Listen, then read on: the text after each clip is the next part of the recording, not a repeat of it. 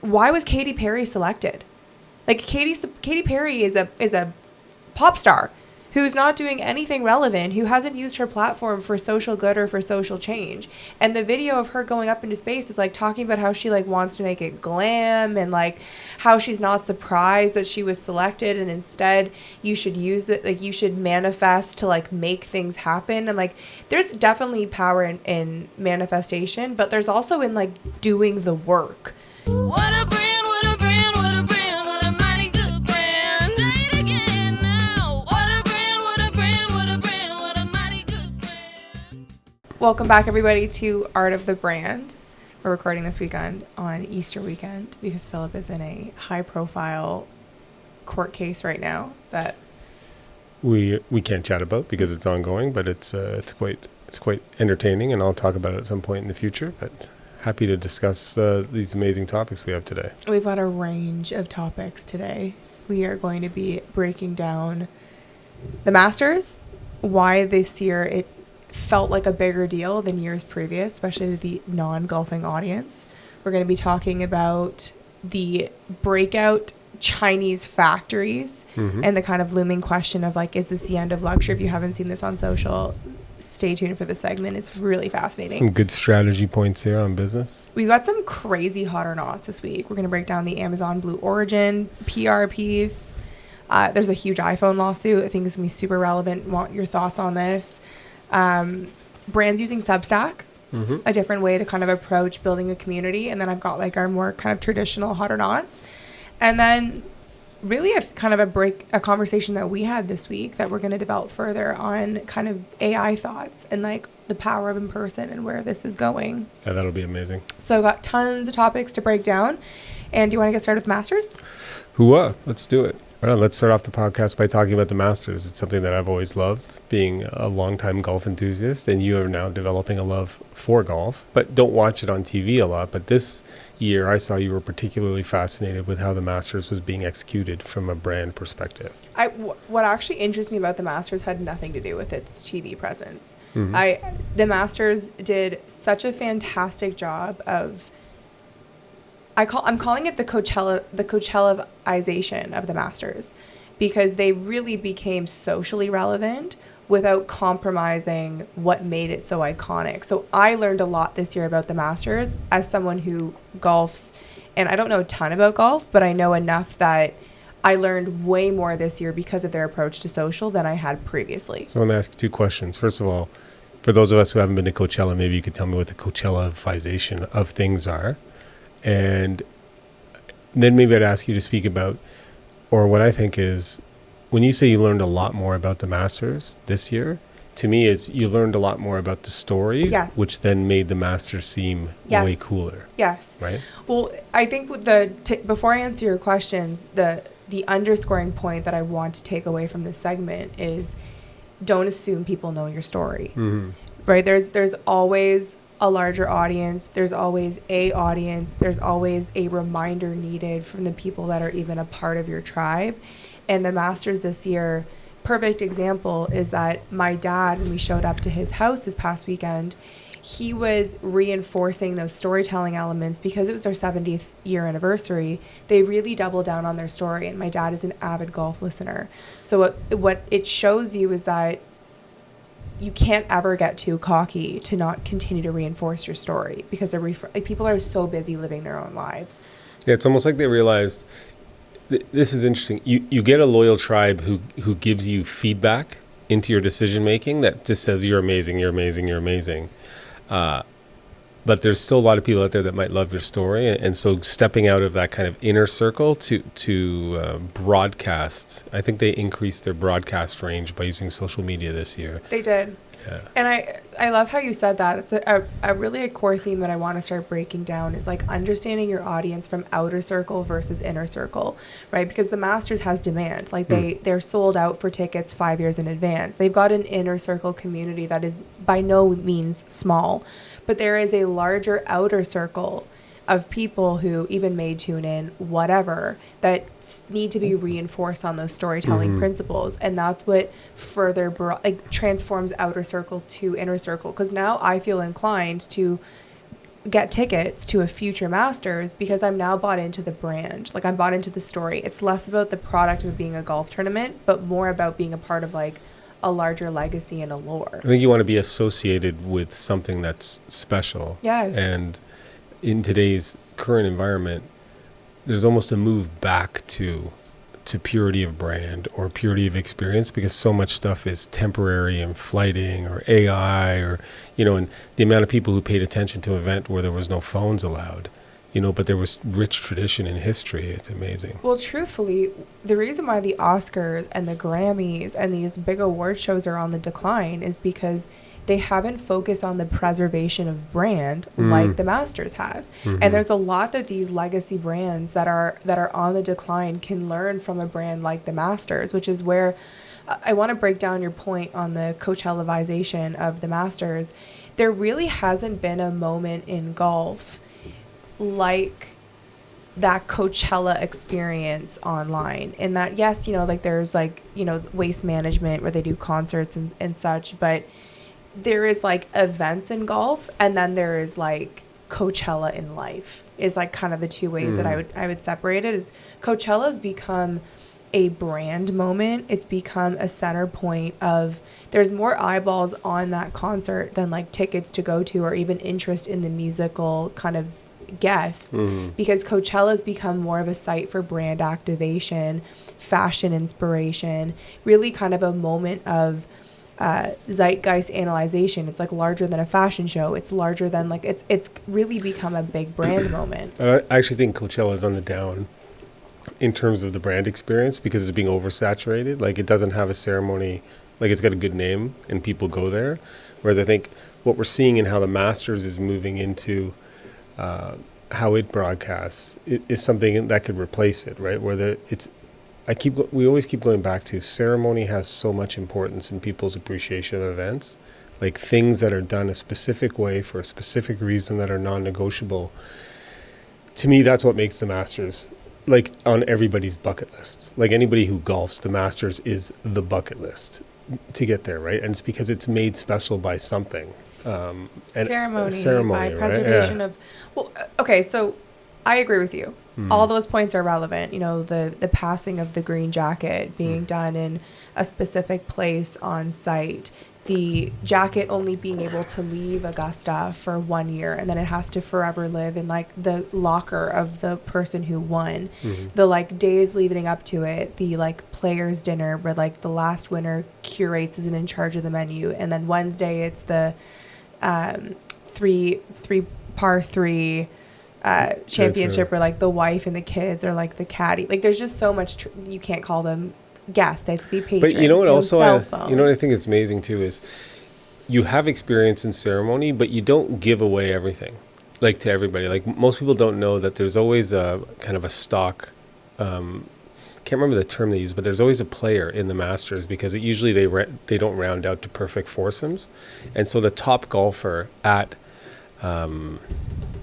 Augusta from the club gets to golf in the first round of the Masters, right? And it's an interesting thing because everybody's like, who is this person? And people are always trying to figure out, who is this person? I don't know them, but it's the top golfer, and he's often done a wicked job on it. Like it's these little things that you hide. What are they called in movies when you hide those things? Like a plant? Yeah, like there's like little stories always to uncover. Like you don't tell the whole story right away. You allow people to kind of go down levels of finding ceremony and experiences. Totally. I mean, that's what makes the Masters so fascinating, is like there's no shortage of story. Like even to the way that they basically have turned down like all of the major broadcasting deals, which would be like above 20 million per Masters weekend, because they don't want this to be like a brand festival. No, they want to keep control of their brand. Yes. So they didn't sell out for $100 million contract. They've stayed with CBS. It's the longest partnership with a. And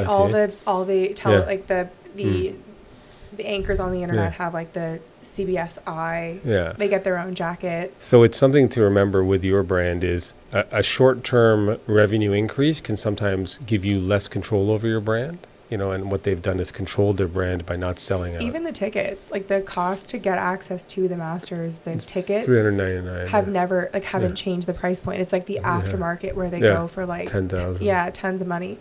But the point on the Coachella-ization of the Masters, and this is what makes this like a bit, we need the longer form to break this down. You're completely correct that like if the Masters to Coachella are uncomparable in the way of like they're not focused on like selling out. They're not focused on having like these big like advertisers purchasing, and like you can't even overbrand yourself as a player that's playing in the Masters. However, what you saw this year on social media was a lot of brand activations happening at the Masters in a way that you don't see with other tournaments. For example, Malbon, our friends at Malbon, they rented they called it Malbon Home, and it was a test golf Airbnb activation. And effectively, they were basically wanting to build golf-themed Airbnbs in strategic locations around major golf cities. And you could basically stay at the Malbon Home for your like basically your batch parties if you're going to be doing it in around Augusta, Georgia. And basically every brand hosts night parties during the Masters week. So Malbon decided to work with partners like Nespresso, Therabody to activate in the morning. So like the trend was like basically to break down different trends during different mornings. And they had like a red light therapy trailer. They had like a full Nespresso cafe built into the 100-year-old living room of their, they had a full Nespresso cafe built into the living room of their 100-year-old Augusta home. They had a mellow morning DJ, so they were like playing chill vibes while the coffee was being poured. And then they basically launched their biggest collection to date going into the Masters. So what you're just seeing is brands like Malbon are doing Coachella-style activations at the Masters and putting it on socials, making the Masters more socially relevant. That's what I kind of want to unpack. You know what I think there, and we were talking about it earlier about Tesla, and we may get into it later in terms of Uber, but the type of thinking required to succeed in a crowded space of attention is asymmetric or second or third order thinking. Yeah. It's not just let's buy a billboard at the Masters. Like you actually have to have real creative thinking. And when you tell me about Malbon getting a house, an Airbnb, my brain goes immediately to it would be great business to buy an Airbnb by all the top golf courses, because you know, like as a vertical for the company where you could host golfers, because golfers who travel to the best golf courses have influence on their clubs when they go back to their home clubs, right? So having Airbnbs that are themed to a brand would be brilliant, because the people who are traveling get exposure to the brand, while at the course you get a nice associative bump from that, and they bring the brand back to where they're going. Like that would be a great way to make an impact in the branding space. Is that what they're doing? Did they buy the house to become an Airbnb or just rent it? Because if our friend over there, I think they should start buying Airbnbs by the best golf courses. It's fascinating. And then make the whole house themed as that brand. Well, that's what they're wanting to do. Mm-hmm. I just don't know if we can share that that's what they wanted to do now that I reread his text message. But you know, the thinking, if I could segue into golf, because when we were in Ireland at Lahinch, one of the cooler courses, we had the coolest caddy ever. And you just think this guy is like caddy to billionaires, pro athletes, just everything. And he's walking around, his shoes are beat up. And I asked him like, what's up with your shoes? John, what's his name? John. I asked him, what's up with your shoes? He goes, I walk 36 holes a day here, 6 days a week to keep my family going. And I'm like, you need new shoes. He goes, these things are expensive. And then we made a couple calls, and we're like, brands should realize that the caddy at Lahinch is a beautiful spokesperson for shoes, because he's putting the most miles on any golf shoe anywhere at the craziest course. And so they ended up, just from a couple of emails from you, they sent him a bunch of free shoes. We won't say the name. And now he's sporting brand new shoes almost monthly while he's at Lahinch. You know, like yeah, that. It's great organic word of mouth marketing for the brand, because those are the places that brands aren't thinking. Is like, where is that guerrilla placement that you can go? But what was just so interesting about the Masters is how they approached getting content creators to create for the brand, really like in a way that they hadn't before.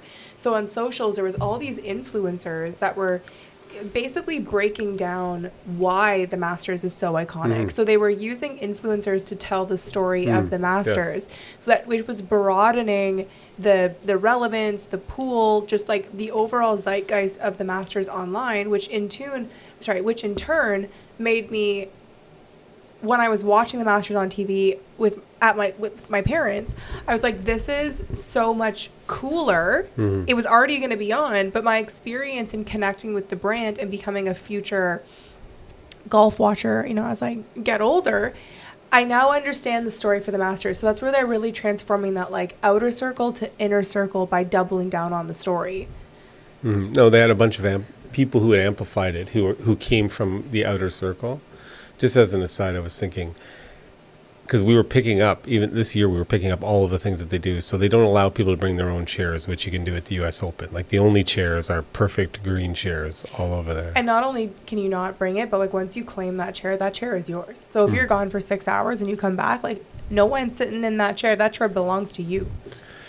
It's very cool. But I think like small things matter in terms of brand presentations. And it reminded me when we were at a restaurant that kind of put itself out from a price point as high end, but it had paper napkins. Like I just couldn't, like paying attention to the small details in your business contributes to your brand. Like don't do the cheapest thing if you can afford it.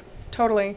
And in addition to that, don't do the cheapest thing if your brand can afford it. Where are you going?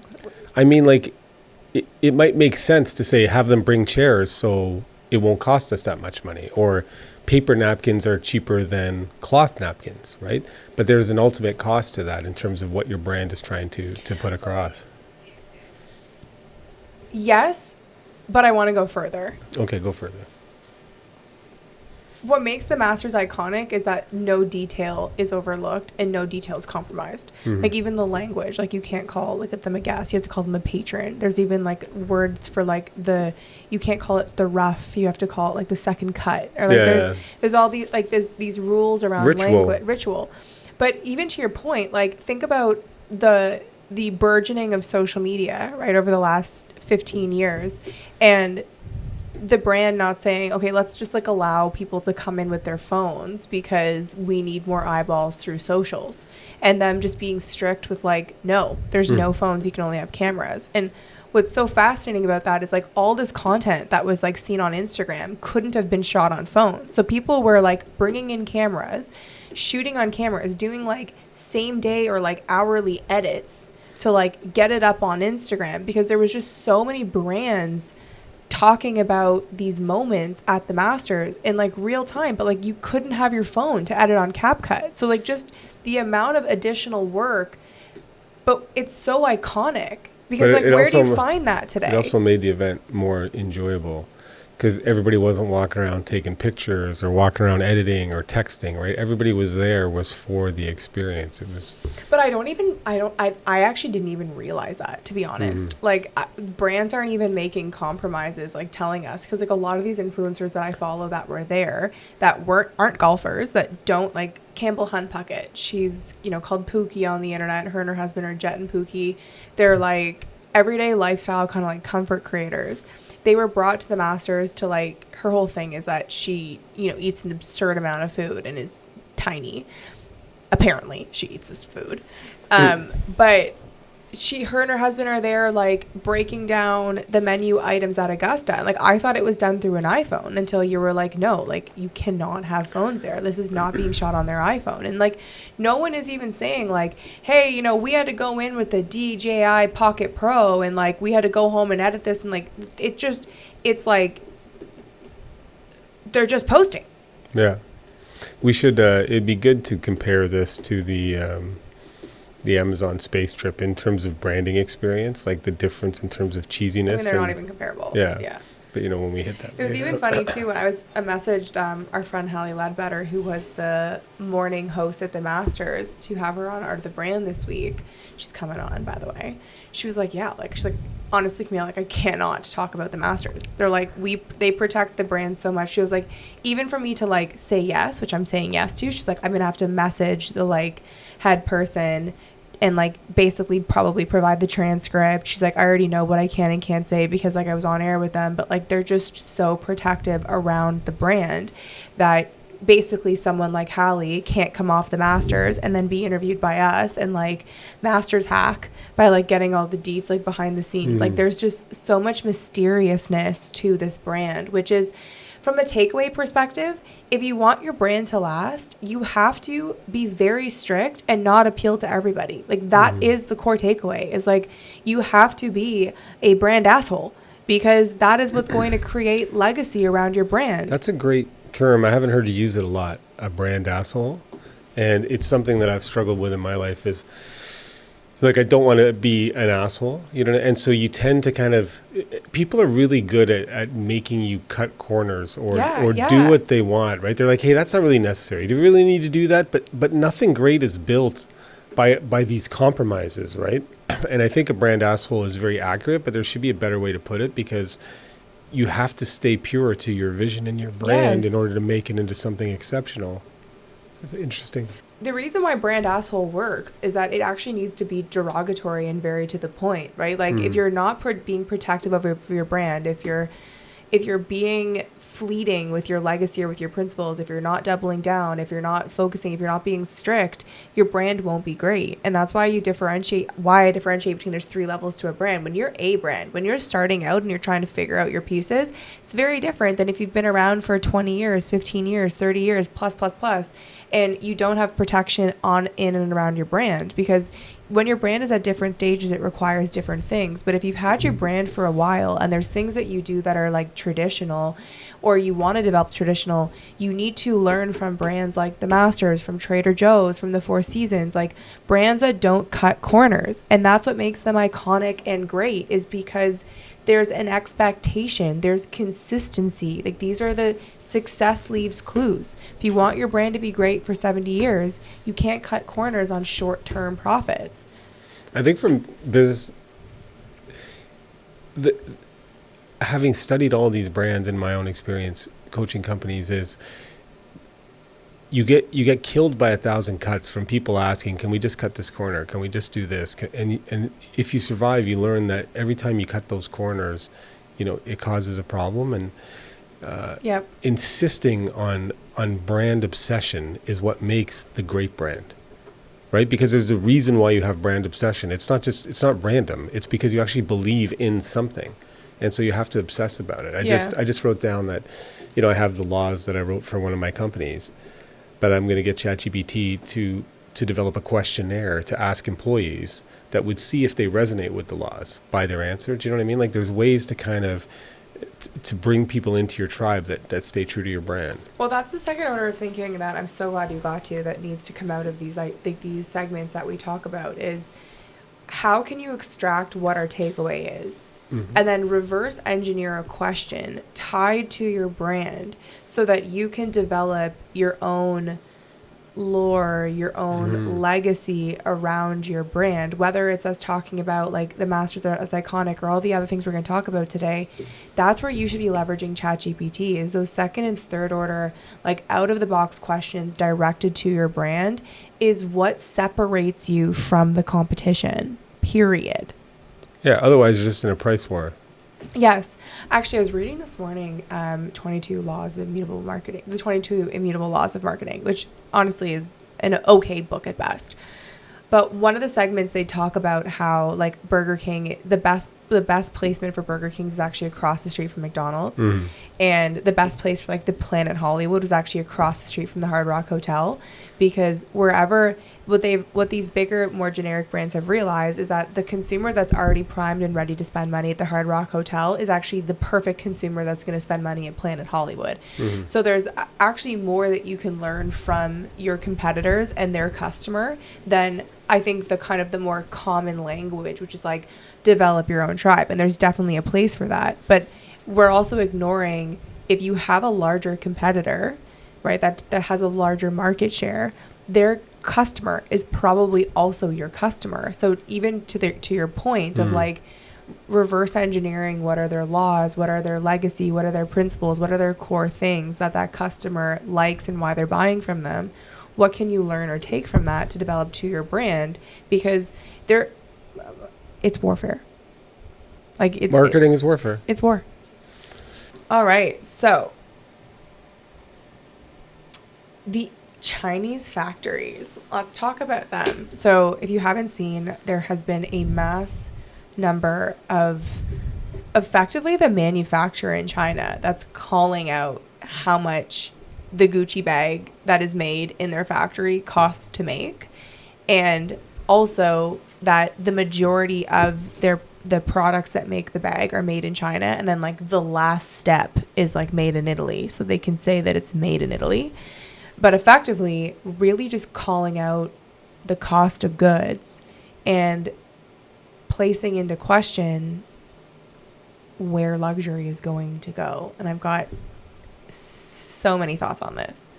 To me, it plays on your last comment in the segue that marketing is warfare, right? And we have international boundaries, and people in this world of marketing and branding seem rather naive about how the world works. But this is a perfect example that Chinese companies have been making hundreds of millions off of the U.S. marketplace. Yeah. And then when they're directed that they're going to be held accountable finally through tariffs that allow for fair trading, they start making these TikTok videos. All of a sudden that's guerrilla warfare. Like they're essentially attacking, but and the enemy just in this tariff thing, in a way, I think people are trying to make it political. The enemy is the corporation that decided to go and have the product made somewhere with slave labor and then package it to you like it's a luxury good. And that's the collateral damage in this kind of warfare that we're seeing. That's the casualty is going to be, I think, these corporate luxury brands that were selling us nonsense at huge prices. It's such a complicated issue though to unpack. Like on the face of it, the basic problem is, what does this mean for luxury? 1, 2, where do these brands go? If the curtain is the Oz curtain is now pulled open and it's a tiny man behind, it's kind of that moment for luxury. But where it's further complicated is exactly to your point, is that we're now in this issue with like tariffs with the Chinese government, and almost every single one of these videos has the almost exact same script. Like it's almost that as was if state driven. Yes. Like the Chinese government is like, you're going to fuck with us, we're going to fuck with you. But what's really complicated about it is I don't know where this goes, because the luxury purse companies, the big company brands, are what drives the copycat marketing. Like the purse industry is a very weird industry because there isn't a surplus of cheap bag brands that are leading or that are strong alternatives to these big brands being gone, because these huge brands, they're the ones that really have the money in the R&D plus the name to drive the trend, right? Like Bottega, like they really came for all of them.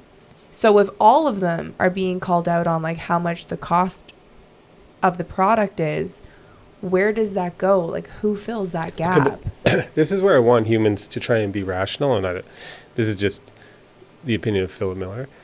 You're paying for a Bottega bag, but we used to say it was too expensive to have a human make it in America, right? Like I'm just saying, like the price point that they're paying for these bags, it could have been made by a human in any country, right? But it's getting made by a human at $1 an hour in China and then getting inflated 1,000%. So these bags can be made in other places. I think the Chinese are actually shooting themselves in the foot by just exposing this. They think they're going to do some damage to the stock market, because I know that they think Westerners are very short-term focused. Yeah. So they think we're going to overreact and then just let it go back to normal. The thing is if we don't overreact and we actually stick to the guns, it could make an economic change where we're like, why would we have it made for $1 an hour there? The only reason you're paying $1,000 for a bag that costs $10 to make is because of this logo on it. Once that myth gets destroyed, then you just want a nice leather bag made somewhere else. That's a better bag, and you can get cheaper. I think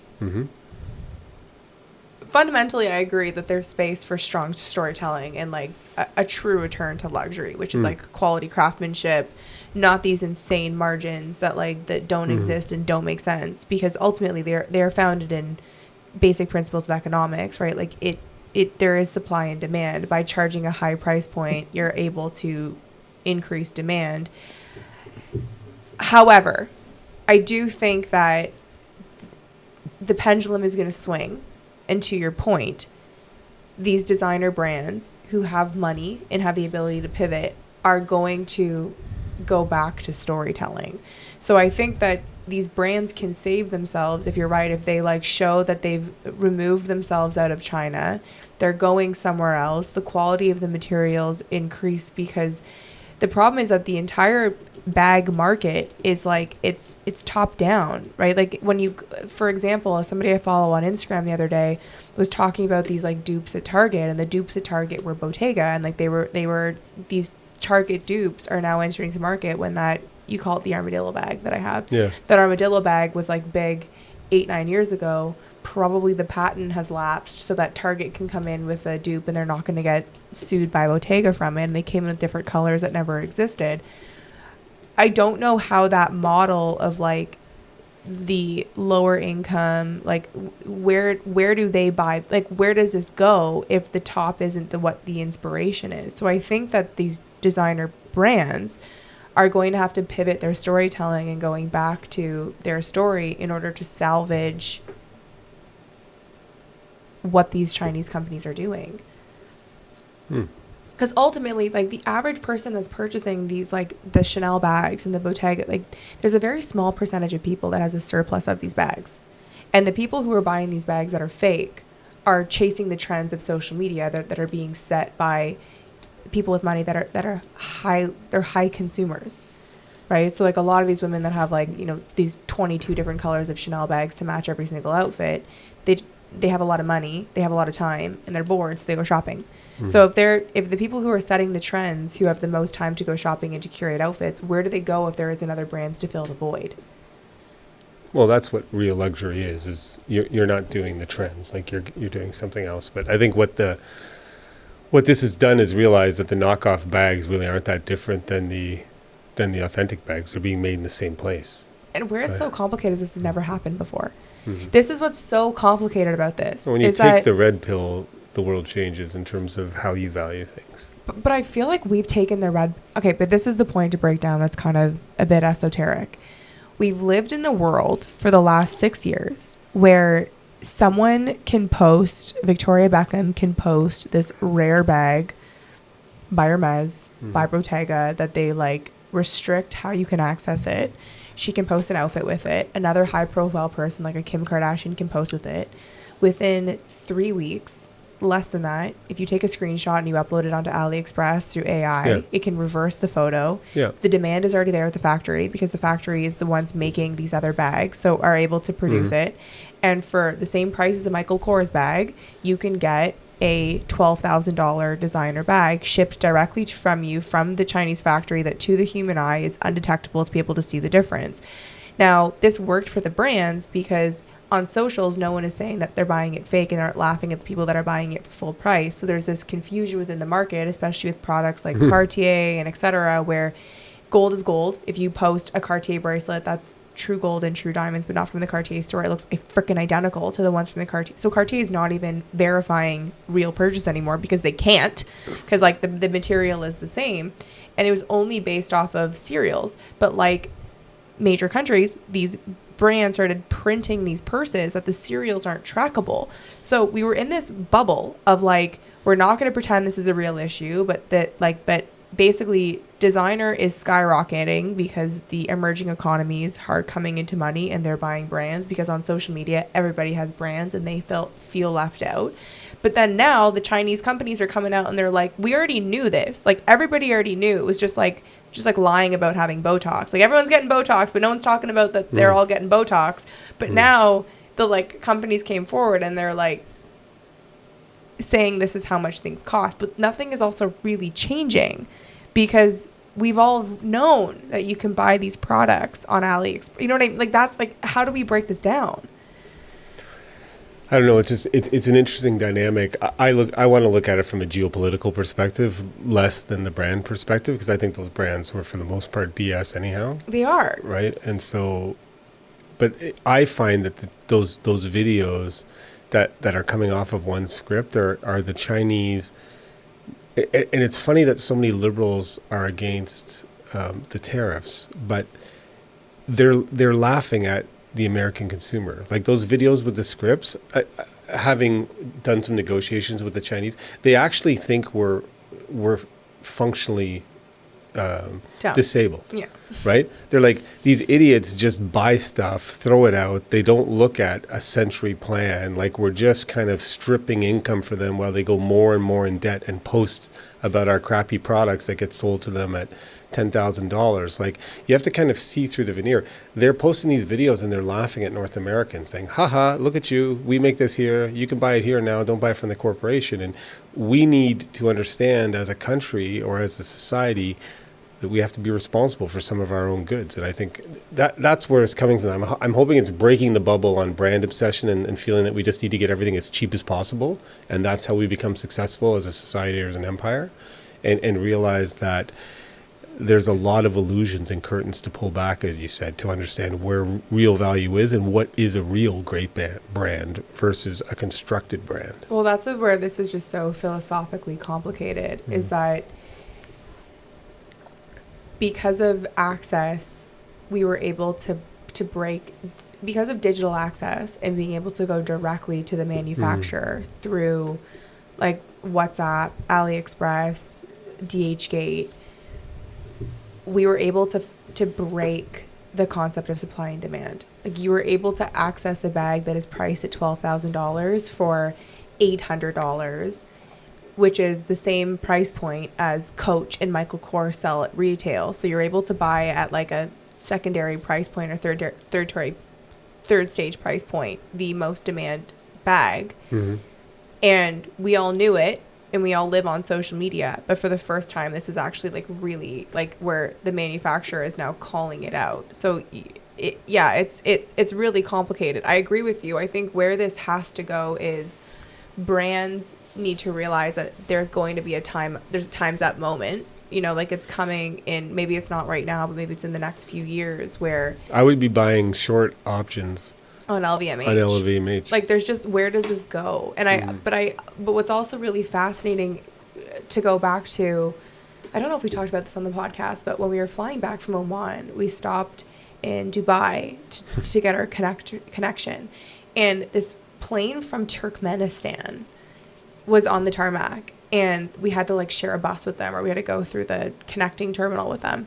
And every single woman on this flight from Turkmenistan had like the same copy paste outfit. It was like a Louis Vuitton bag, like Gucci loafers, like Prada branded shirts with like the Loewe tank top.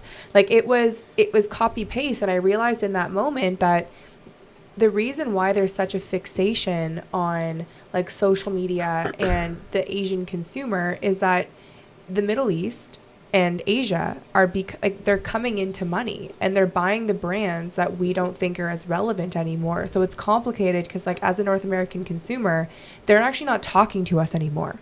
They're talking to a consumer that's at a different point in the luxury buying cycle. I don't think they're buying those products at in Turkmenistan at those stores. I think they've just embraced the Asian counterfeits. Yeah, like I just think they flow in purely, and then people are just putting on costumes to go out to make it look like there's something that they're not. Yeah. And I think the trend is be who you we can't are. know the difference. Yeah. Like we don't know. I think the luxury brand trend or the movement is to be who you are. Don't stop pretending to be these fake people on social media. Be who you are and create something spectacular. Like, create spectacular things rather than buy fake spectacular things to walk around. Well, that needs to be the trend, is that anybody that has a brand that can lean into like the premium or luxury, you need to go back to the core principles of like showcasing your quality of craftsmanship, like your tradition, your story, how you got here. Like, there's pillars to a luxury brand that are missing at present because luxury has gone fast fashion. That's why our great friend of the podcast, Hannah Dunning, We love her. is so inspiring when she's talking about clothing health. Yeah. And if your clothes are coming from China, there is no regulatory supervision. You don't know if they're washing them, if there's chemicals, like poisonous stuff on there. It's just made in a place where they don't give a crap about their own air, and they're just chucking stuff out to come here, and then you're putting it against your skin, which is very absorbent all day long. Like, we need to refocus. Cool. Aligned. Let's move on to the next one. So we're going to now do a comparison with the Amazon Blue Origin. I'm setting this up as the one of our first hot or nots. So, do you want to explain what it was and then give me your hot or not breakdown? I didn't research tons about it because it was just it kind of put me off from the beginning. Like it looked like it was a runway show in space. Like it just didn't seem deep to me. But apparently Jeff Bezos, his wife, organized a trip to space that was all female. And they got their outfits done, and they just made it into a big social media event that was supposed to create this brand of excellence. And it's getting ripped apart all over the media, all over right now because of how disingenuous it was. And I think it's a nice balance to what the Masters is like compared to, a brand story that didn't catch. Well, it's not a brand. No. Like, and that's the ultimate difference here is that it isn't a brand and there isn't a story. But they're trying to create a brand over the space company that Bezos has that's going up into space, right? Like they're trying to create this image of this is the future. Well, they tried to create this moment. So it was an 11-minute, $28 million per seat, effectively like PR optical spectacle of women going to space. Mm-hmm. And it got absolutely ripped apart on the internet. And honestly, rightfully so. Because it was just had zero strategy behind it. It was so poorly orchestrated. Whoever did the PR for this should be fired and like disbarred from the college that doesn't exist. I think they went right from the new Snow White into this project in terms of like how. Oh my gosh! But it shows you how people in bubbles again, right? Like they thought. I'm sure at every part of this, they're like, "Oh my God, this is the best! Can you believe how amazing we are? How great this looks! How people are going to love it!" And then the anger that some of the passengers, I won't call them astronauts because you're not an astronaut if you're just a passenger. The astronauts are the people who fly and are responsible for the safety. You're not a pilot if you go on a plane. But, some of them were like upset that they weren't getting more creds and they wanted to call themselves an astronaut for a 12-minute flight. Like I think that's the nonsense, is that there was an authenticity from what they were claiming to do from what they were doing. Yeah. Right. And it seemed what my daughter yesterday said something I thought was really astute, and I didn't even know she was following it. But who is the news lady on CBS Morning? Gail. Yeah, right? I've got her full name here. Gail King. Right. And so she's on kind of her failing morning show, and she's like, I'm just so upset that people are not giving me the credit that I deserve for having done something like that. And my daughter was like, you got a once-in-a-lifetime opportunity to go to space. You didn't pay $28 million to go there. You are able to see, like, you weren't really in space, but you're able to see something most people would ever dream of. And you're upset that people aren't giving you attention for it, as opposed to just enjoying the life experience. Like, making it about me. It's this me culture that's so negative. No, but that's exactly where I'd criticize this entire operation, is that they really... At the heart of a good story is that the customer is the hero, right? Mm-hmm. The user that's watching it.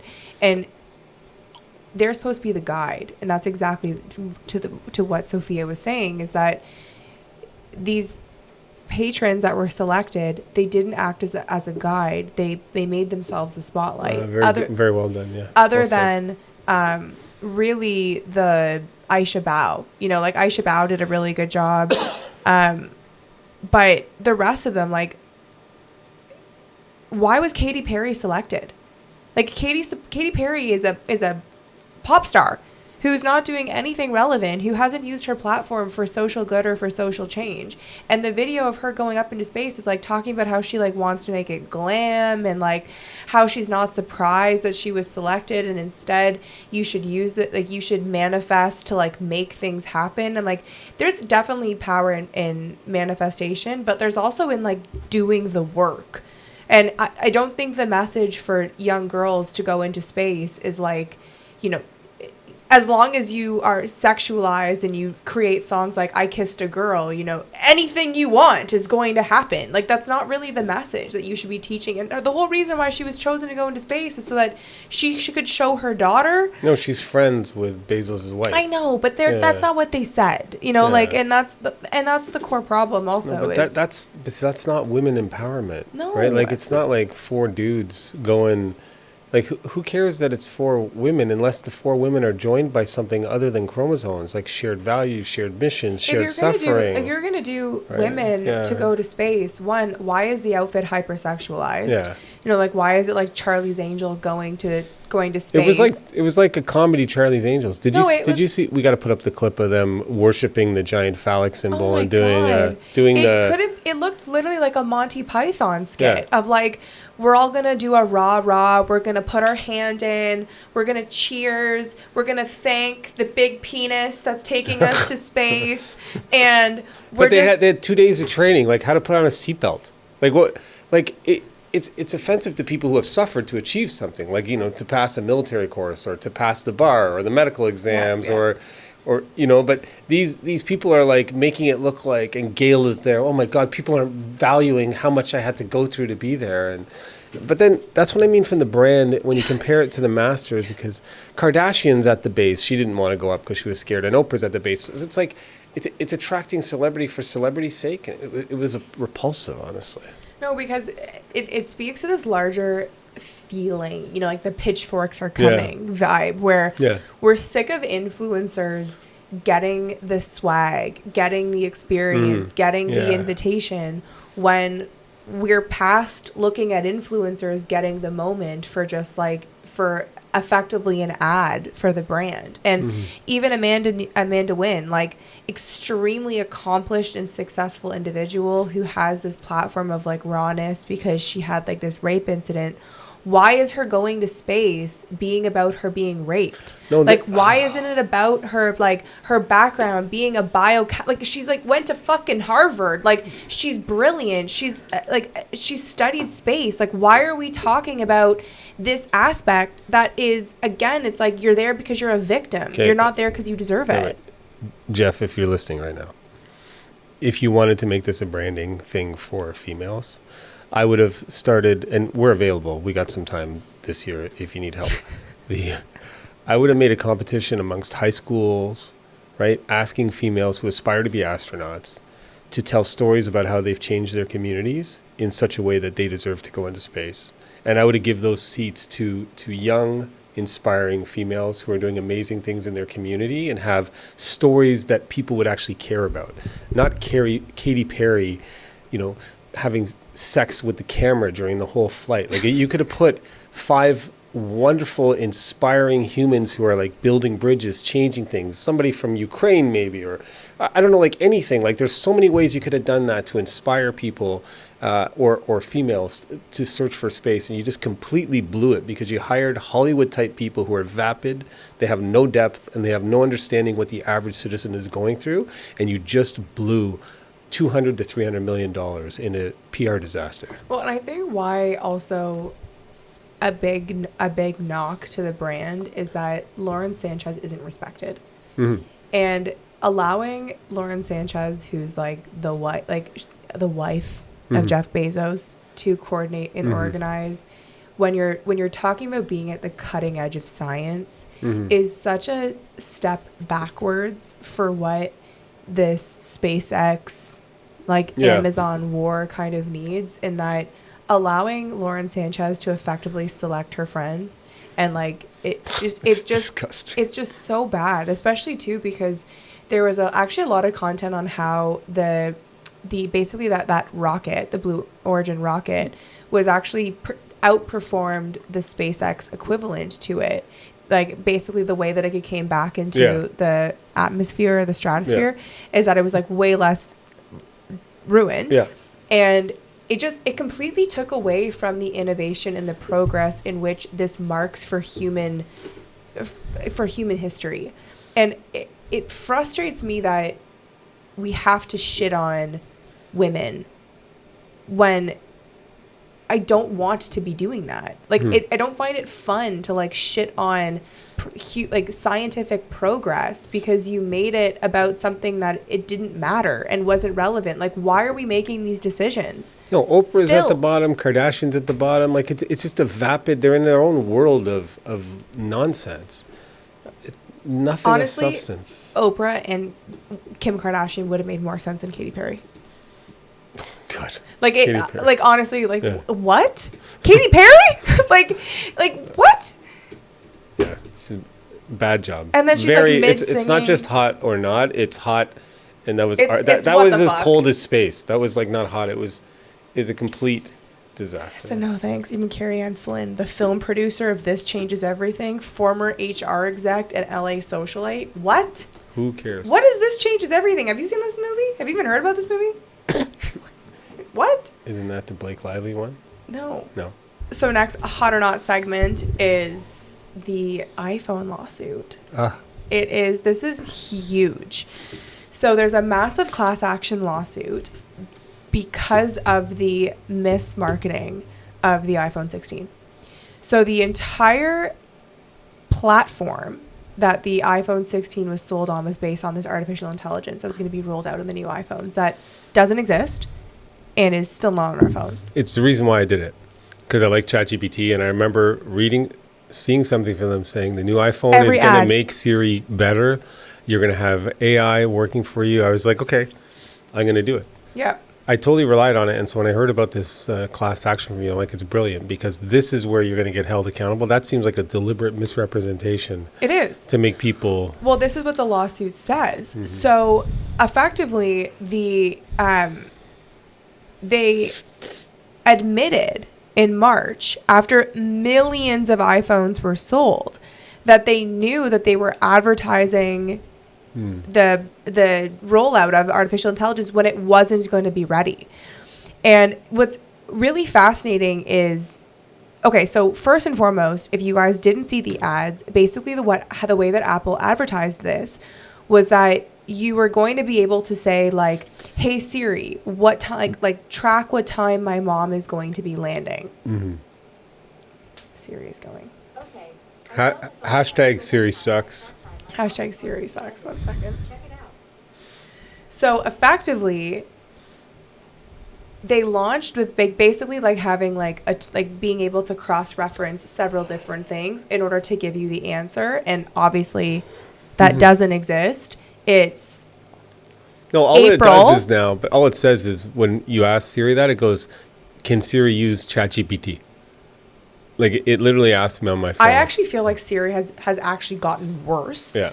from this. Like one, she doesn't even respond half the times when I try to ask her questions. Two, it's like it's never a good enough response. It blows my mind that somebody at Google, and Sergey, if you're listening, we're available this year. You should be going all in with every penny you have on hashtag Siri sucks, right? Yes, they have blue dots, but Siri sucks is something everybody experiences, and the Google Assistant, AI Assistant, is 10 times better. That's what you should be selling your phones on. No, but what's actually really interesting is there was another class action lawsuit, and if you've noticed, but when you now text Androids, it shows red or unread. So it wasn't the blue dots. It was the blue messages, because blue messages show delivered versus read, which was which is awesome, because when you text an Android, when you have an iPhone, you're like, did it go through? Like, I don't know. But now with Androids, it actually does show red, because they were like blocking the intercommunication between phones when that technology existed. But this is like, for me, this further shows the decline of Apple, because this kind of launch would never happen under Steve Jobs' reign. Oh, God. And it shows you that we're now losing trust as a customer, because once again, we got the brand new phone that came out. My brain is primed that, like, this is a business expense. You know, the camera's getting better. The updates are getting better. This is justified by someone that works digitally. And the programs that they promised didn't get rolled out. It's not any different than the phone that I had before that was fine. I'm at a $3,000 different position. And there's even shit coming out that the camera isn't as good. Like, the iPhone 16 camera is not better than the iPhone 15. In fact, it's more gray. But in fact, people are now saying that the 13 had the best one. The 13 has the best one because of the way that, like, it basically color grades from, like, the ability for light. But ultimately, like, how crazy is it that we bought millions of people bought a phone based on a program that doesn't exist? Was this false advertising, right? No, but, so like, the class but how action can is they- going to settle, actually. And that's the thing that's so frustrating is We that should- we're going we to get should like see if we can join $20 per phone. It's I going to think be it'll like be the more. Loblaws one. It's going to be like No, you're gonna that get was nothing. bread. That was buying bread. This is buying an expensive computer. Well, anyways, it's crazy. And it also rides on, there's another class action lawsuit that's happening because Siri was recording more conversations than we gave Siri permission to record. So a lot of this like privacy movement that Apple has come into is being like completely ripped apart, because when you're like having a private conversation with your doctor over a surgery you want, you're then getting advertised for that surgery. Like it shows you that the phone is listening to you, and they're riding on this whole campaign of privacy. Like this is a complete fall of Apple. I think it could be. And as soon as, again, available, but like as soon as Tesla comes out with their phone and uses the satellite network, so they're not beholden to the cellular network. The reason is the cellular network has broadband and regulatory frameworks that you have to get permission to use, right? And I think we've talked about, no phone has a removable battery, right? It used to be a removable battery because when you remove the battery, it can't record you. When your phone is off, it's still listening. Yeah. So if Tesla was to come out and say, look, we're going to do satellite, end-to-end encryption, most secure ever, and you can remove your battery so you know you're not being listened to, it's an immediate bestseller. Well, you have a brilliant point on this in that, like, there is no Ferrari phone. Yeah. Like there's the richest man in the world has the same phone. The iPhone 16 Pro Max. Like that is the best phone that you can get. And it's really interesting that for something that's truly so important, so personal, so truly game changing, especially for businesses that can have like more capital to throw around, like why there isn't a better phone, more expensive phone. I think it's got something to do with the chips. Like the chips are all done in one spot, so it's very hard to develop a better chip at a individual, like at a luxury scale. Yeah. Right. Because when Apple has an ability to keep doing better chips, but anyhow, I think Apple really blew it with that one. Well, to me, this has just got Elon all over it. It's like, this is Elon coded. Like I'm ready for the Tesla phone. You nailed. There's got to be a Tesla phone coming.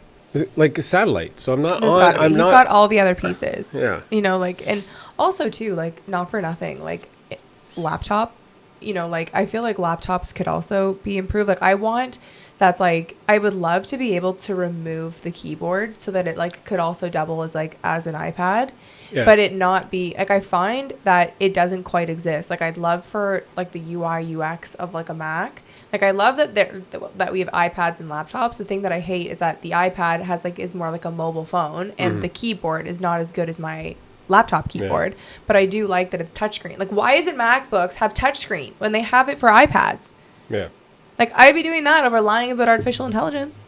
Good call. All right, moving on. We're available. So next is every major CEO for these huge tech companies. We are available this year. We gotta go to the All-In Summit again this year. Yes, and we should cover that live. Yeah, that's a good point, actually. I'm taking note of that. Next is, I want to move into AI. Okay. Because you had a really good thought this past week that I wanted to dig into. May have been a high thought. Shall I start? Yeah. It's just, we were talking about using these avatars and how it's hard to distinguish who's real and who's not. Like YouTube, all of these shorts now, like a lot of them have avatars, and some people can't tell the difference. And I was trying to think a couple of years out, like we're not going to be able to know on a screen if we're talking to a human or an AI avatar. Yeah. We're not going to be able to know, right? And so yes, it's good to be able to know how to do the screens, but I think as we're seeing a return to experience, as we saw in the Masters, I think there's going to be a return to in-person meetings, because those are the only meetings you can 100% be sure are real. Yeah. Right? And so the skills of socializing, meeting, selling in person, and presenting in person, I think they're going to be more valuable in the next 2 to 3 years. So although you still have to have amazing social media strategy, you need to start doubling down on in-person personal experience. Well, this is what I think, that to go back to a more esoteric conversation, this conversation that we were having was interesting because it's also riding on a point where I've been noticing the last few weeks on my Explore page way more AI enhanced content. So what's fascinating is like for the general masses, they're actually the majority of the content they're receiving on Facebook is actually not real. Like it's AI generated. And I know that that's existed. But because I, insert annoying statement, whether it's like, I've got a better algorithm or I'm searching better things or I'm following, more established thought leaders or creators, my feeds haven't been predominantly AI, and that is starting to change.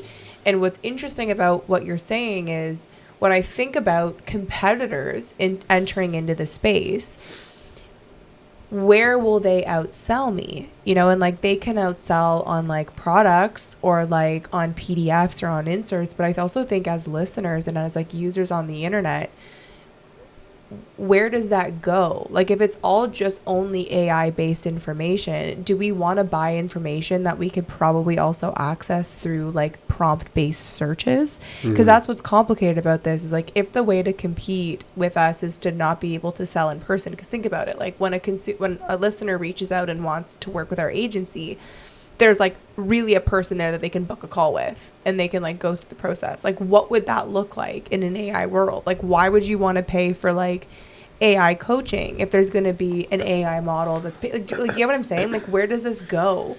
Because AI coaching could be great, but there are people who want human experiences. I almost think that like Zoom or some of these platforms should have a way of verifying this is a human. Like there should almost, I think what we're going to see, this is another interesting trend that I think might come up is human verification, right? So that if I can go on a digital platform to meet somebody, it can come up with like a blue check that says our cameras have identified that this is a human, not kind of an uploaded avatar. But but to your point, like I've totally done ChatGPT therapy. Yeah. Great. Highly recommend. If you're stuck on something, just like autonomously talk to ChatGPT for an hour and just like work through it. However, to your point, ChatGPT is like highly manipulable. So like you have to like make sure that you're not just getting exactly what you're looking for, because that's not particularly helpful. However, my point is that if paid AI exists and you can access paid AI, like I can ask AI to help me build a funnel, specific to my business, to my followers, to all of these things it can analyze. Why would I pay for a funnel from an AI page where all of the information is AI based? Do you know what I mean? Like if I'm already paying for a paid AI, right? You could, essentially all you're paying for is the same information You could access being masqueraded in a human avatar that's not real. Yes. Right? Which you don't really need. So it's that personal ability to coach that's more important. And the seed that we want to plant for this is if AI is coming, or if AI is here. Well, AI is here. AI is here. And if the ability to produce content through AI avatars is becoming better and better by the day, how can you implement something that AI can't take from you? Because there's going to be a lot of humans that don't want to purchase one-pagers or things produced by AI. There's going to be a pendulum swing of that exists, that's a part of our lives, that's there, that's great. But like, how can I interact with a human? Yeah. So I think you see an ebb and flow in markets, right? People have doubled down on a lot of digital media, but will that digital media be replaced by AI avatars? Or I think where we go back to is develop a personal brand.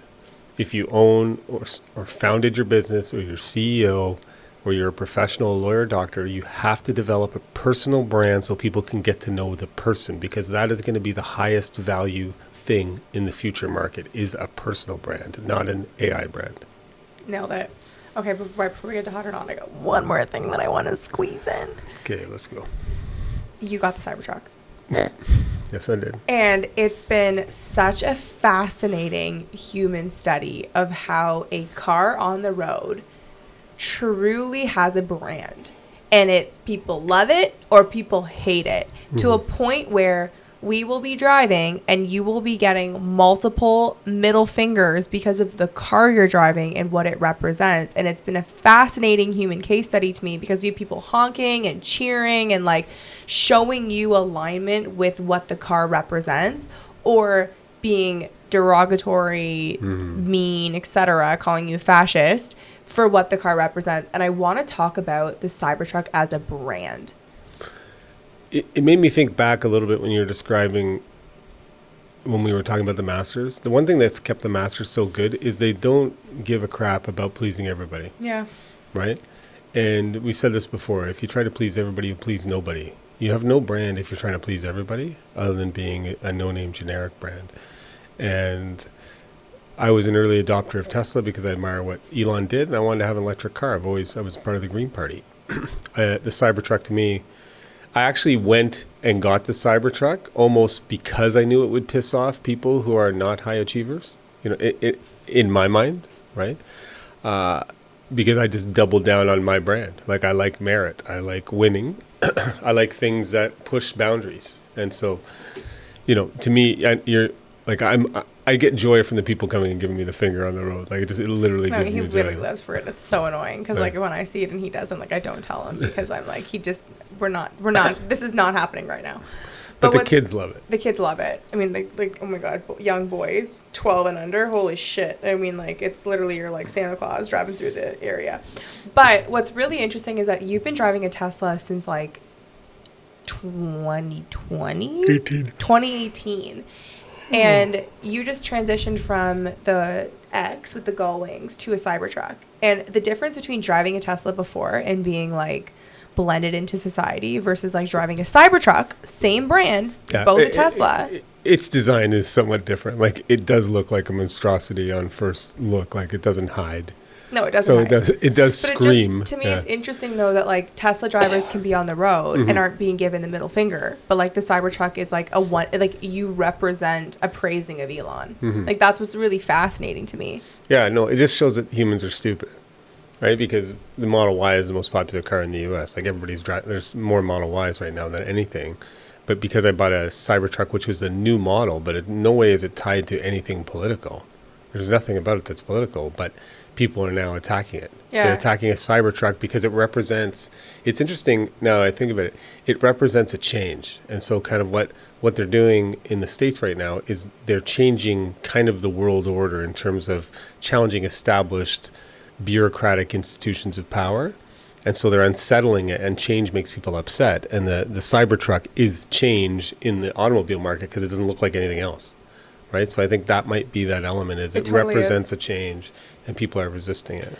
Well, what's been interesting for me, because I had to drive it into Montreal, and like I was like nervous because like I was already like this isn't mine, you know, like because I'm driving it, because I mean you don't like conflict. It's a move, like, and it wasn't a move that I made, but I'm driving the car. However, it was truly the best drive of my life. Like, I ended up like loving it. I love like coming out of it. I love like even I had to stop to do a few pit stops to like see clients and stuff, and like even like the way that they're like, you're cool, like this is cool. I ended up really loving it, and I wanted to touch on, just to make an interesting takeaway, because we always want you to have learnings from this podcast, is the reason why it drives so well. So if you don't know, it's got full autonomous driving. So if you type in the address for where you're going, you literally do not drive there. So before, Teslas had like amazing like highway auto drive.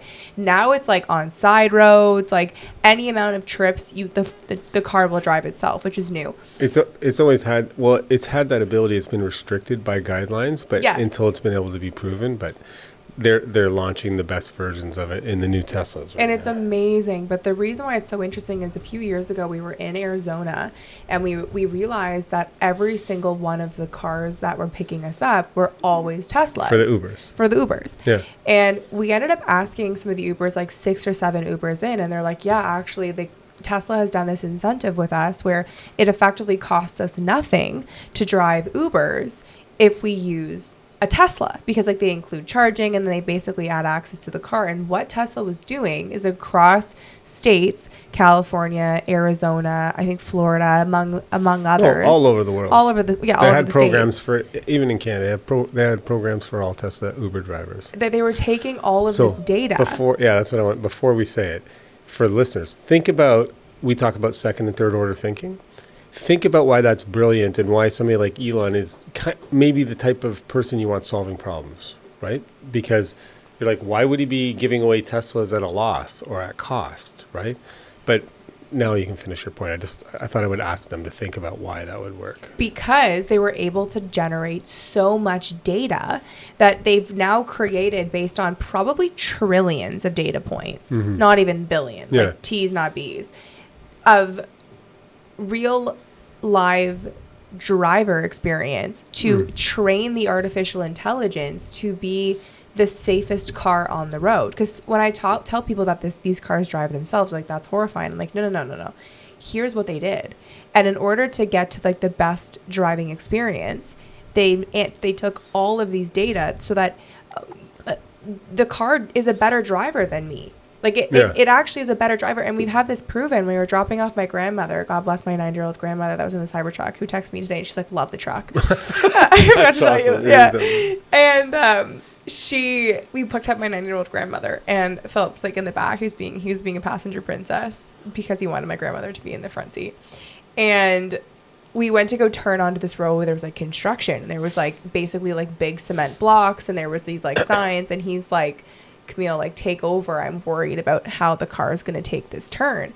And because the way that the Cybertruck drives, it has like such a crazy turning radius, turning access, that it actually makes me more nervous because it turns way more accurately than my regular SUV, like my regular car.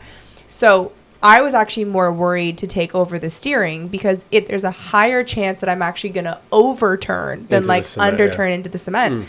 This truck took the turn perfectly. There was like kids on a bike, like not stopping safely. The car stopped safely. It pre-read like 20 meters ahead that the kids were standing there, like slowed down. It like didn't drive because it wasn't sure if the kids were going to walk or not. And like the dad like waved it by because the kids wanted to see the car drove by. So like I had to like help the car move because the car was not going to move while the kids were there. It like there was construction signs saying that like a stop sign was coming up, and like you were like, be prepared because the car might not stop, because there was so many like red things that looked like stop signs. Through autonomous like brain, it had a brain. My grandmother was blown away because at 90 years old, like, think about how much tech she's seen in her lifetime to like have this truck drive her to the restaurant. But the thinking I like that we want to bring to businesses is like, what is it that you're ultimately trying to sell, and what has the most value? So what Elon realized, or his team, is that the software system that allows for autonomous driving is $1 trillion product. So they were willing to sell Model Ys at a reduced rate to allow other people to do the work. Yeah. So they had hundreds of thousands of people driving 12 hours a day with all of the sensors uploading the data. Who can compete with that? Nobody. Right? You have to think like that in your own business. You know, and it's what also is it? further to like stop judging people for driving Cybertrucks. It's a better car. Yeah. And it's been a big change for me because, like, again, I'm not someone that like wants to be particularly political, but it's a better car. It's a better experience. No, there's a movement to tear down people who do great things. True that. Right. True that. All right, so we've made it to Hot or Not. We've kept you guys for a long time. Let's go. Move through Hot or Not. So first Hot or Not, Heinz Ketchup did these like cap grills that you can put on that are basically like perforated as a way to like perfectly tear your condiments. And it was like a whole ad campaign that they did of like different people wearing these. Is it caps. true or is it fake? I mean, it's fake because that's what they have to be customized to your teeth. Yeah. So it's like a fake campaign, but so may I say why? I think a lot of them are often kind of both a little bit, but I would say in the end for me, that would be a not. Although it's hot, because it's kind of clever, you know what I mean? Like, it's like, oh, look at this. Like, I find like a lot of stuff is like, hey, we're going to be clever and make something that looks, but to me, that reinforces how bad those packages are in terms of opening them. You know, like if you have to put something customized onto your teeth to rip it open, for God's sakes, just put a little bit more effort into designing packages that don't require special implements to be plastered onto your teeth to open them. Like, there's going to be a lot of people listening to this that like just did like all hail Philip for that. Like, but here's my 2 cents on it. Love the way that your brain is thinking. Need to praise that. However, I don't think that those packages are actually particularly difficult to open. I think the level of difficulty is relevant to the fact that like people have them thrown into their bags. So like having ketchup explode in your bag needs to be like slightly harder to open, like not impossible to open. Like I don't find this is like childproof blister packs where I'm like, I am not a child and I can't open this difficulty level. So I think that this is more like it's a cheeky like enhancement, because that's the format you open it up with, and I don't find that they're that hard to open in the ketchup packs. But do you buy those packs? Like, to me, those packs are always given to me for free, so I don't understand. It's more having a Heinz moment. You know what I mean? Like, you're right. Like, those are free packages. Like, you don't have those at home, but it's more like this is breaking through to keep Heinz top of mind. Yeah. I think it's hot.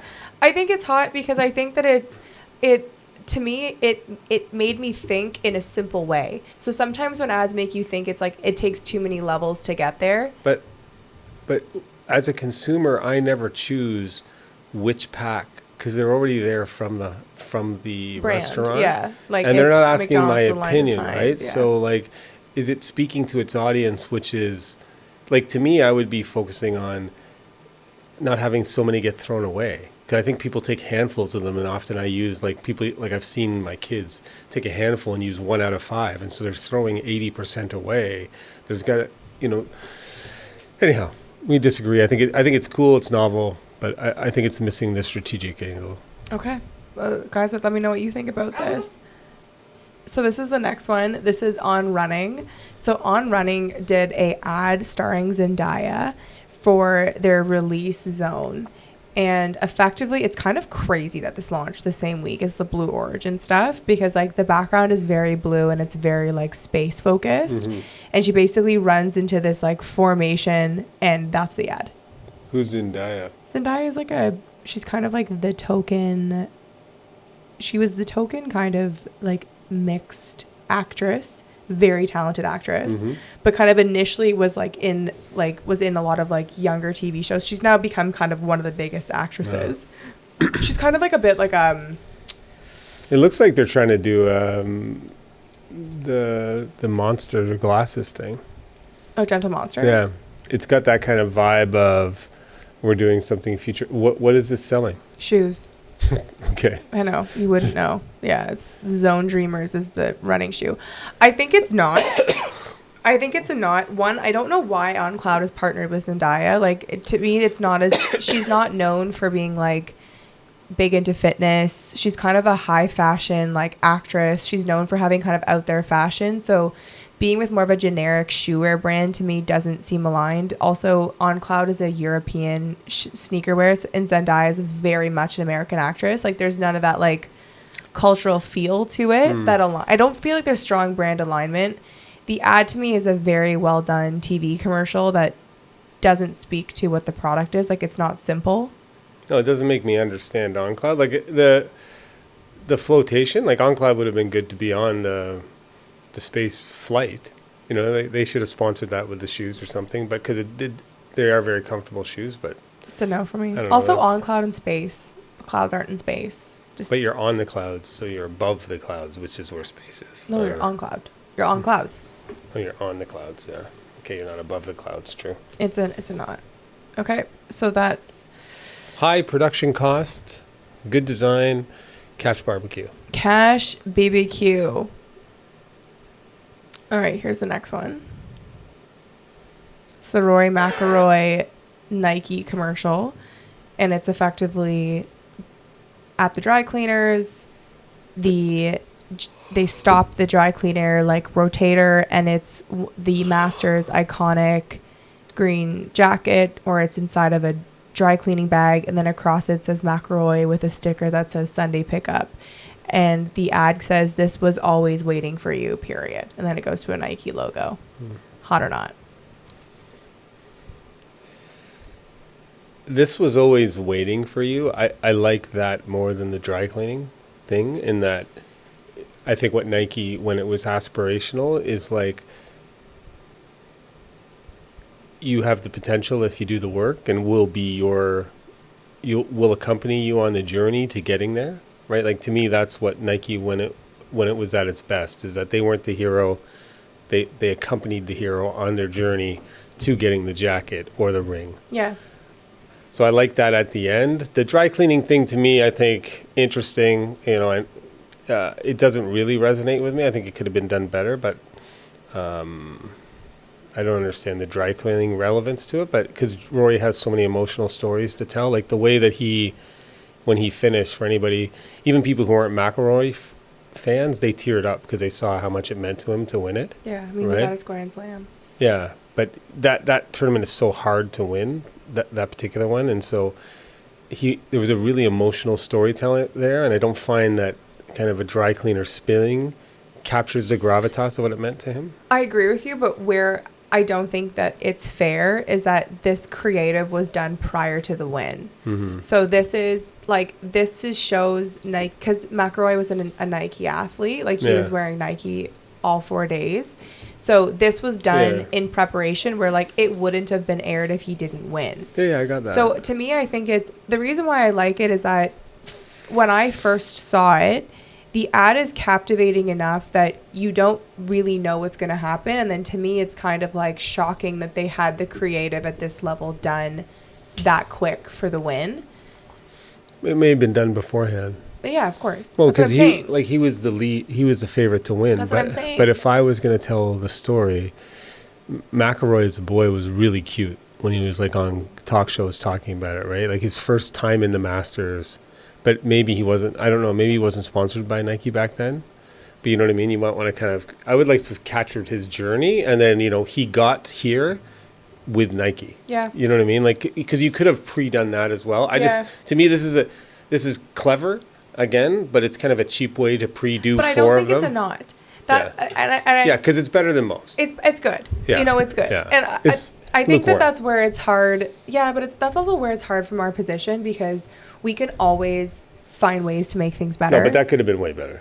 I think it's good. No, I think it's hot. No, it could have been way better. For the moment of what That McElroy represents. did at the Masters wearing their stuff, that's again, it's not high level thinking. Like it's novel, it's well It's done. agency. It's Huh? agency thinking. Yeah. No, I hear your point. Well, I'm not going to give it a hot unless it's at like the level that we expect Then we from need to here today. introduce the hot enough spectrum. Okay. You know, like it's binary options. I think it's definitely not. Okay, let's not talk about spectrums. Okay. Next this is an Easter themed ad. It's by Walkers. Mm-hmm. And it was launched ahead of Easter, and it's effectively an Easter egg shaped chip. And the tagline is for when you've had enough of chocolate. I imagine they must be an old company that kind of owns that red and yellow because it looks like a McDonald's. Oh, it looks like Lay's. It's almost the exact same logo as Yeah. Lay's. So Walkers Yeah. has to be older. And the red and yellow, though, it just looks, you know, to me, it's okay. I'm a little meh about it. I liked it. I'm going to give it a hot because I liked how simple it was and how effective it was. That would get sales because it'll tell people. I guess I would give it a hot because that if the purpose of that is to get sales in the quarter, it reminds people that not everybody loves chocolate and that there's too much sweet in Easter and that we're your staple to get your salt snack. And we've made it into a thing. So it's actually at a simple level. You're right. That's a hot because it executes. And I think compared to like the ads like Zendaya's ad, there's such a trend to like this overcomplication and overproduction. Right. And well said. to execute so well simply, I don't think that they should just get shit on because it was simple. Not shitting. No, but that's good. You came through. I'm going to give that a hot. Okay. So that wraps up the hot or not. So the last section here that I want to cover is Rare Beauty and how they're leveraging Substack to develop a brand community. And I think it's worth touching on because this isn't being done. Let me read my little section here on it. All right. So the next section I want to talk about is Rare Beauty. So it's the beauty brand owned by Selena Gomez and how they're using Substack to build a community online. And I think this is a very untapped trend that you should be considering for your brand because Substack is a fantastic place to build a community. So effectively, Rare Beauty is a beauty brand owned by Selena Gomez and it's sold in Sephora, etc. And what they've recently launched is a Substack where they're sharing the behind the scenes of their beauty products. And it's effectively kind of like an autonomous narrator, like a kind of a Gossip Girl that's covering how products are made. It's like building a community. It's just basically taking a ton of different angles, but it's very like humanized and real. So like one of the Substacks is like going into a meeting, but want to ask your question on these thoughts. So it's like really kind of building in that community. And I think it's a really smart idea because Rare Beauty is getting attention for it because no other brands are doing this right now. I think people want to observe. Like I think of those cameras that would watch an eagle's nest and how many people would watch it. Yeah. Right? Like why? Because they just want to see what's happening in real life somewhere that's interesting. And so if you're doing something in your business that's interesting, having like some real life observations of what's happening, I think does bring your tribe in. Well, the reason why I like it is like Instagram tried to push these broadcasting channels, and it was very like one-sided. Like it was very kind of like I'm speaking at you opposed to like bringing you into a tribe. And what Substack is doing very well is it's marrying kind of Twitter, old school Tumblr, and like Instagram/Pinterest, and it's becoming this site for like thought leadership and to really build a community and a tribe. And what's cool about Substack is you can make it free or you can charge so that people see like a different level of like information. But brands aren't using this enough, and the core, especially with this whole thing with China, like if you don't have a brand, if you're only a product, you're not going to last. And by leveraging like tools like Substack, things that aren't being used by brands but turning it into like a channel where your brand can build a community is a really smart way to establish relevance. But what you can't do is you can't sell. So what Rare isn't doing, like Rare Beauty isn't selling through the Substack. They're making it like relevant and interesting for people to show up. Yeah, it's good. Highly recommended.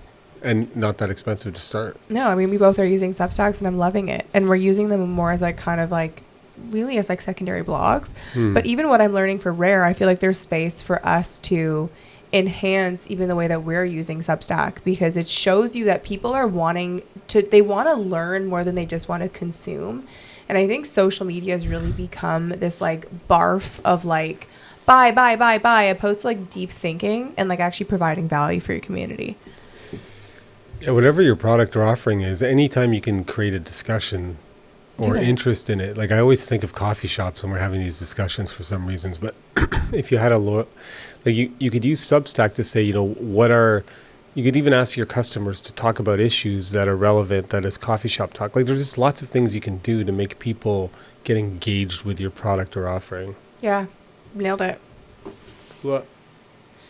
Hua, you know what that means? What does Hua mean? Hua is a military term. I learned it when I worked with the Marines. I'm sure it's used in other units as well, but it stands for heard, understood, acknowledged. Yeah, I knew that. Yeah. So you go, Hua, Master Chief, means I'm doing what I'm told, or good to go. We got the mission down. So we nailed it today. Good job. Hua. Right on. See you next week, fam.